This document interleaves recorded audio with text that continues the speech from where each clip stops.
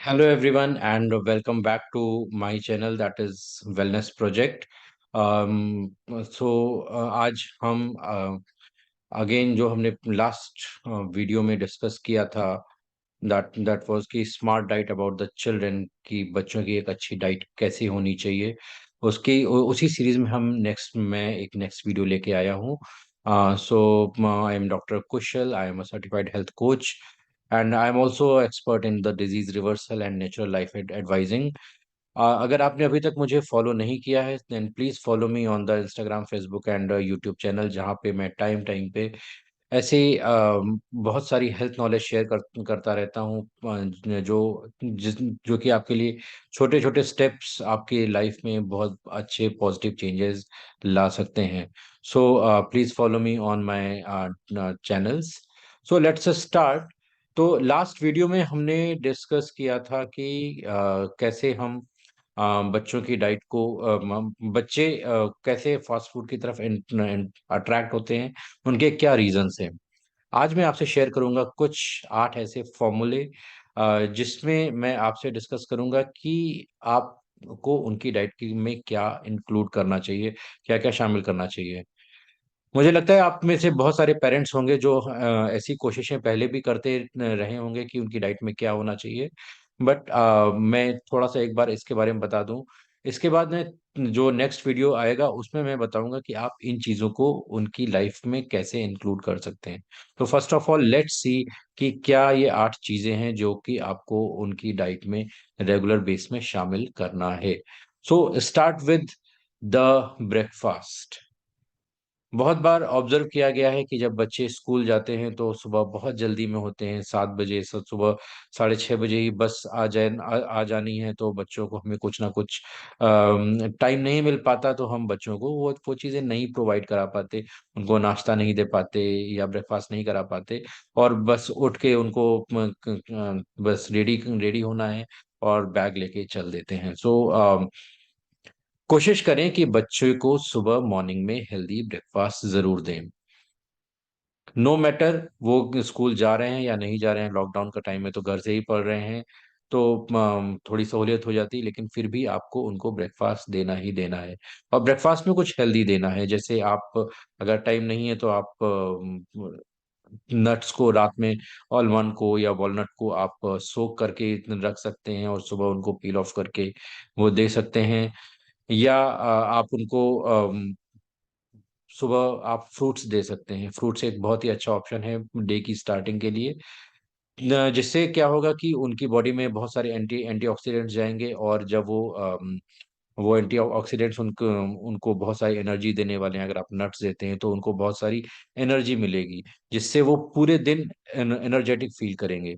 Then उसके बाद आप उनको ब्रेकफास्ट में, टिफिन में आप कुछ ऐसे हेल्दी ऑप्शंस लाइक उपमा, पोहा, इडली या पराठा दे सकते हैं. आप अकेजनली उनको सैंडविच विद हेल्दी फिलिंग भी दे सकते हैं. तो ये सारे ऑप्शंस आप उनको दे सकते हैं. अगर आप उनको ब्रेकफास्ट नहीं देते हैं तो क्या होने वाला है, दो चीजें होंगी.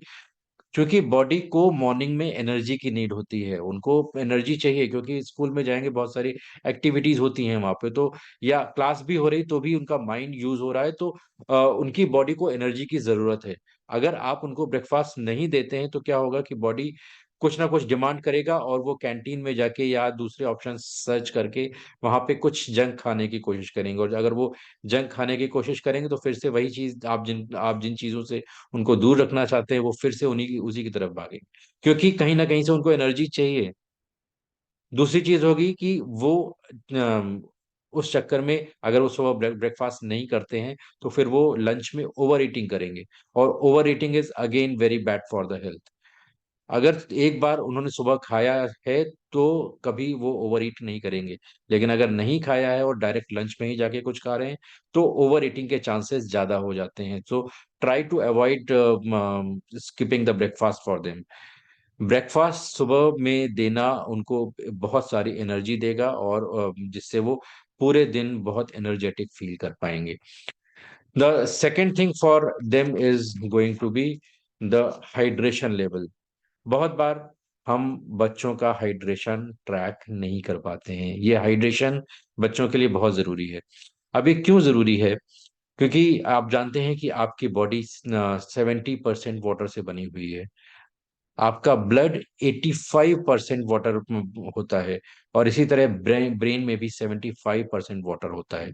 तो वाटर आपके लिए इतना इतना इतना इम्पोर्टेंट है कि एक बच्चे को कम से कम 2 से 2.5 लीटर पानी दिन में पीना ही पीना है, for a healthy child, for a healthy functioning of the brain, healthy functioning of all the body body functions.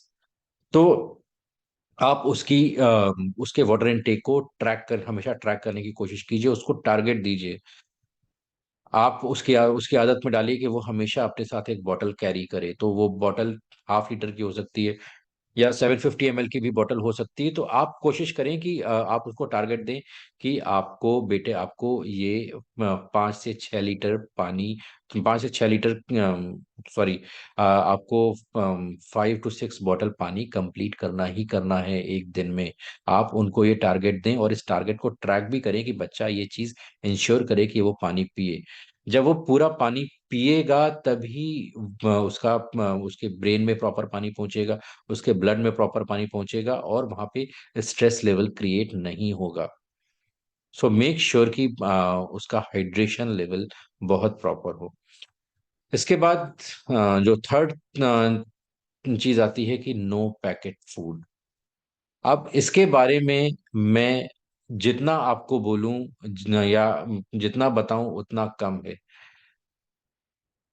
आज पैकेज फूड हमारे घरों में ऐसे घुस चुका है कि जैसे ये हमारा एक खाने का ही हिस्सा हो, हमारे खाने का हिस्सा बन चुका है।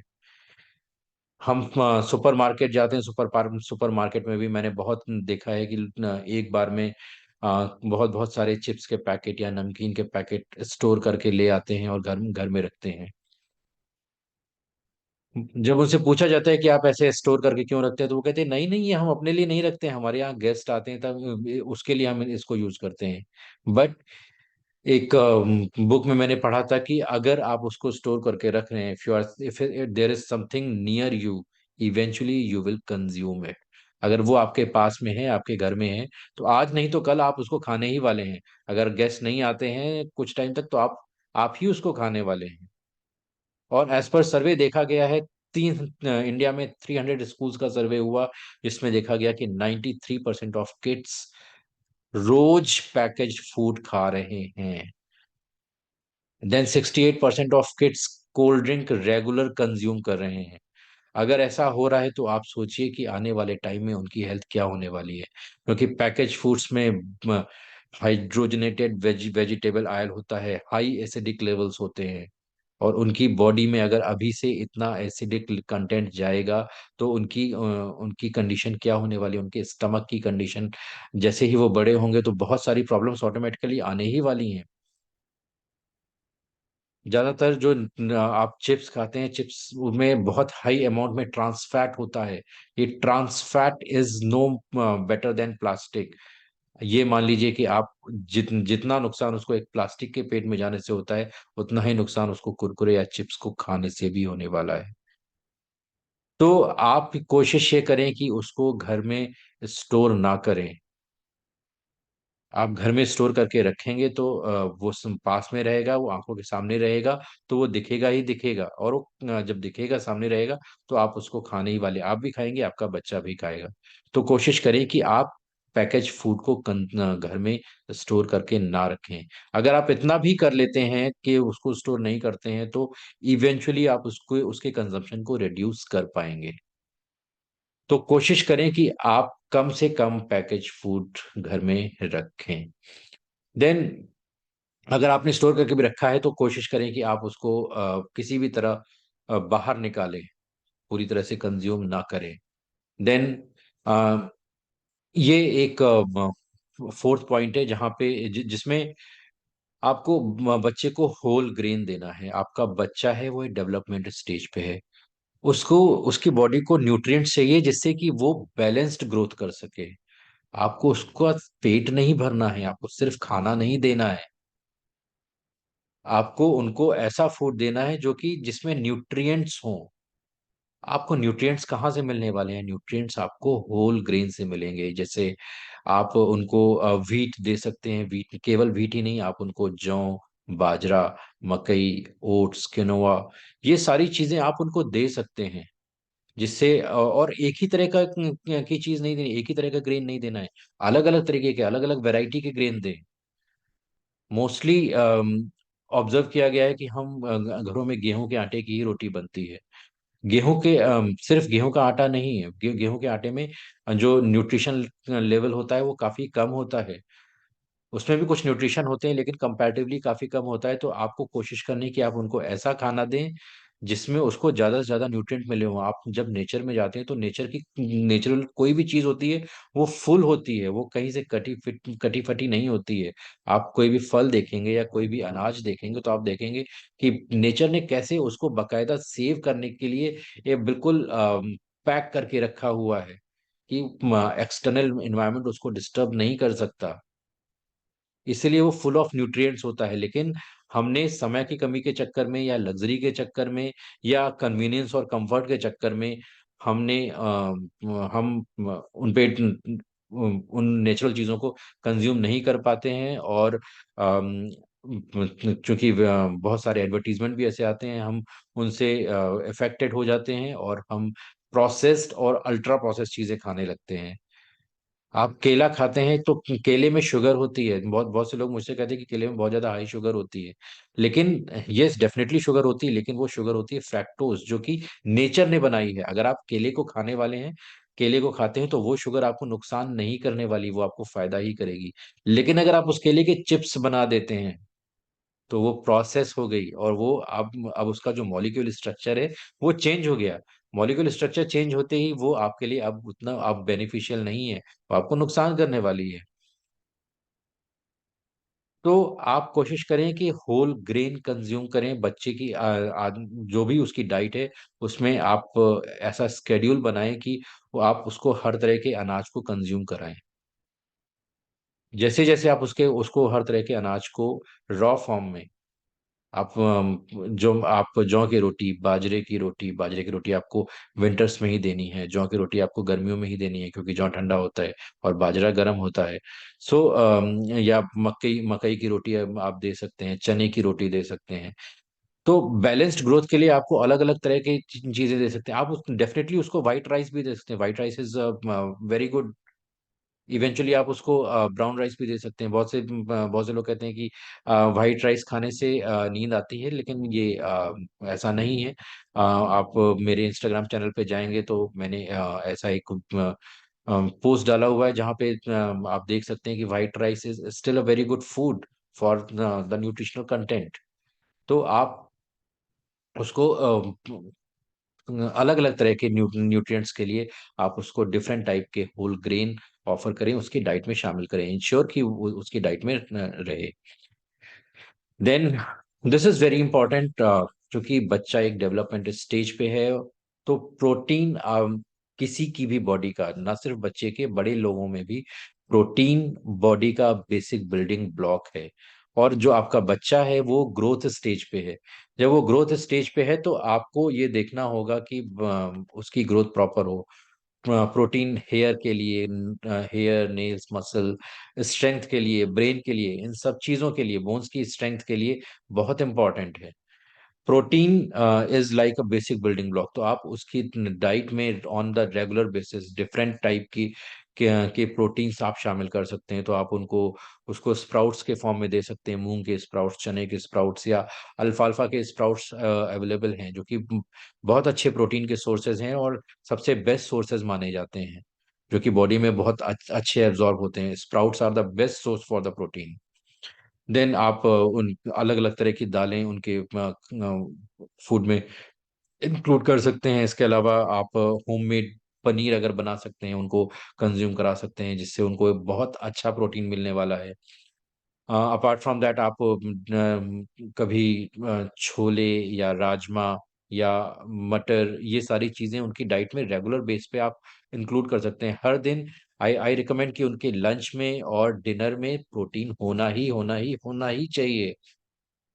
बहुत जरूरी है। और अगर आप उनके ब्रेकफास्ट में शामिल कर सकें, that is well and good. लेकिन लंच में और डिनर में प्रोटीन होना ही चाहिए, जिससे उनकी बॉडी की एक परफेक्ट ग्रोथ होगी, बैलेंस्ड ग्रोथ होगी।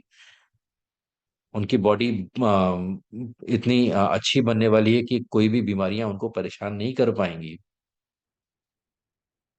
अब जैसे एक मशीन होती है, मशीन को चलने के लिए ऑयल की जरूरत होती है, प्रॉपर फंक्शनिंग के लिए उसको उसको ऑयलिंग की जरूरत होती है। इसी तरह से हमारी बॉडी भी एक मशीन है। इस मशीन को चलने के लिए हमें ऑयल की जरूरत होती है, नेचुरल ऑयल की। ओमेगा 3 और 6 फैटी एसिड्स, जो कि एक नेचुरल ऑयल है, जिस उसकी जरूरत होती है। तो इसके लिए आपको क्या करना है कि आपको उनकी डाइट में नट्स और सीड्स को भी शामिल करना है। Nuts and seeds are very important for the oiling function of the body. जैसे मैंने आपको ब्रेकफास्ट में बताया, आप उनकी डाइट में शामिल कर सकते हैं। मॉर्निंग में आप सोक्ड वॉलनट या आलमंड और कैश्यूज दे सकते हैं, पिस्ता दे सकते हैं, विदाउट सॉल्ट। मार्केट में आजकल सॉल्टेड पिस्ता बहुत अवेलेबल है। आप कोशिश करें कि विदाउट सॉल्ट वाला पिस्ता उनको दें, जिससे उनको एक बेटर न्यूट्रिशन ऑप्शन मिल सकेगा। तो आप उनके डाइट में ये जरूर शामिल करें। अपार्ट फ्रॉम दैट आप एक काम और कर सकते हैं कि जैसे जो मॉर्निंग में ब्रेकफास्ट में आप दे सकते हैं, अपार्ट फ्रॉम दैट आप जो इवनिंग में स्नैक्स लेते हैं, स्नैक्स के टाइम पे भी उनकी डाइट में सीड्स को शामिल कर सकते हैं। तो सीड्स आपके एसेंशियल ऑयल्स के बहुत अच्छे सोर्स होते हैं। एसेंशियल ऑयल्स वो चीजें होती हैं जो आपकी बॉडी नेचुरली नहीं बना सकती, आपको उनको बाहर से उनको देना ही पड़ेगा।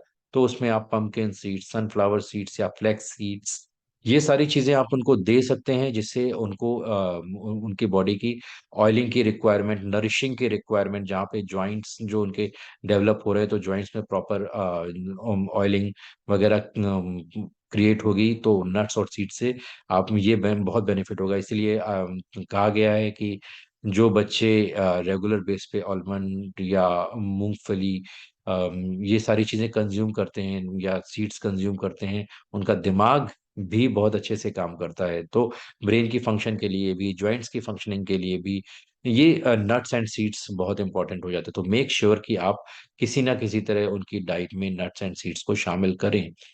देन इसके बाद एक चीज ऐसी है जो कि उनके लिए बहुत जरूरी होती है, that is full of nutrient and that is full of antioxidants and full of the alkaline level.